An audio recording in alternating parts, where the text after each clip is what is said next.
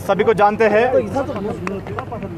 मार्च 2 कुलपुरा में टेररिस्ट ने एक पंच नेमली मोहम्मद याकूब डार को हत्या कर दी गई।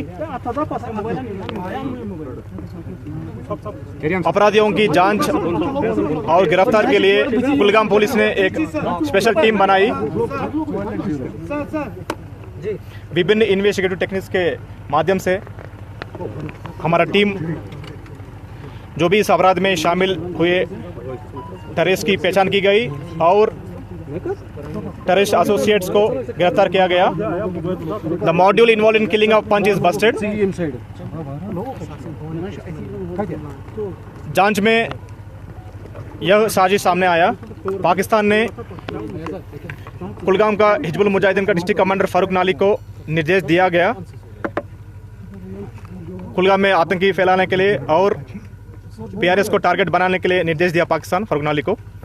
इस फारूक नाली कहने पे एक एक्टिव टेररिस्ट अशमुजी का नदीम रातर और इसके साथी नज़ीर वानी वो भी अशमुजी का है।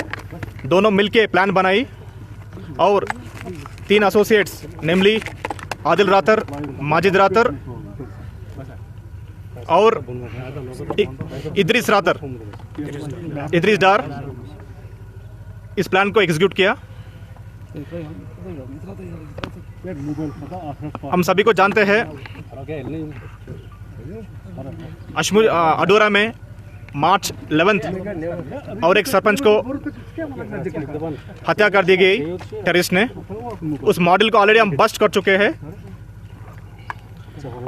इस अशमुजी इंसिडेंट और कुलगाम इंसिडेंट के बीच में एक लिंक्स है, एक ही कॉमन पॉइंट है।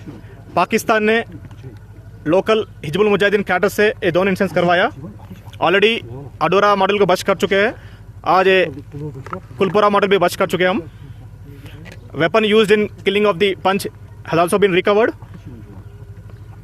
टू समराइज, अभी तक इस कुलपुरा किलिंग में हमने 3 टेररिस्ट एसोसिएट्स को गिरफ्तार किया गया और जो भी टेररिस्ट इसमें इन्वॉल्व है और बाकी टेररिस्ट एसोसिएट्स को हम जल्दी गिरफ्तार करेंगे और we will bring them before justice soon.